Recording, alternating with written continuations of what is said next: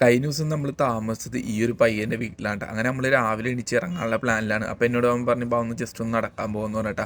അവൻ്റെ വീടിൻ്റെ മുറ്റത്തുള്ള കാഴ്ചയാണ് ഫുള്ള് നെൽകൃഷിയാണ് ട്ടോ ഈ ഒരു സ്ഥലത്ത്. നമ്മൾ പയ്യൻ നടന്ന് വന്നപ്പോൾ ചായയൊക്കെ തന്നിട്ട് അങ്ങനെ ചായ കുടിച്ച് അവരോടൊക്കെ യാത്രയൊക്കെ പറഞ്ഞിറങ്ങിയിട്ടാ. ഇതൊരു ഗ്രാമപ്രദേശമാണ്. ഇവിടുത്തെ മെയിൻ കൃഷി എന്ന് പറയുന്നത് നെല്ലാണ് ട്ടോ.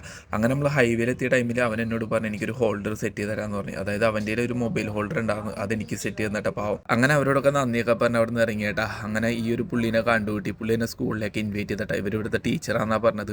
ഈ കാണുന്നത് ഇവിടുത്തെ മാർക്കറ്റാണ്, പക്ഷേ ഇത് ഓപ്പൺ ആക്കിയിട്ടില്ല. കാരണം രാവിലെ 8 മണിയായിട്ടുള്ളൂ കേട്ടോ.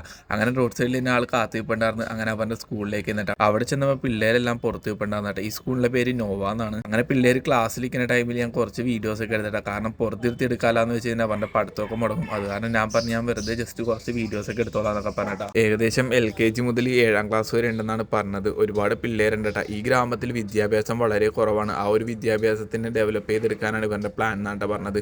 അങ്ങനെ മധുരമൊക്കെ കഴിച്ച് നമ്മൾ നേരെ സ്കൂളിലേക്ക് പോയി എൻ്റെ സൈക്കിളൊക്കെ എടുത്ത് നമ്മൾ ഇവരോടൊക്കെ യാത്രയൊക്കെ പറഞ്ഞ് അവിടെ നിന്ന് ഇറങ്ങണേ കേട്ടോ. ആ ടൈമിലാണ് നമ്മൾ ഇവരെ കണ്ടുപിടിയേട്ടാ. അങ്ങനെ അവർ നമുക്ക് വെള്ളമൊക്കെ കൊണ്ടുവന്ന് പാവങ്ങൾ.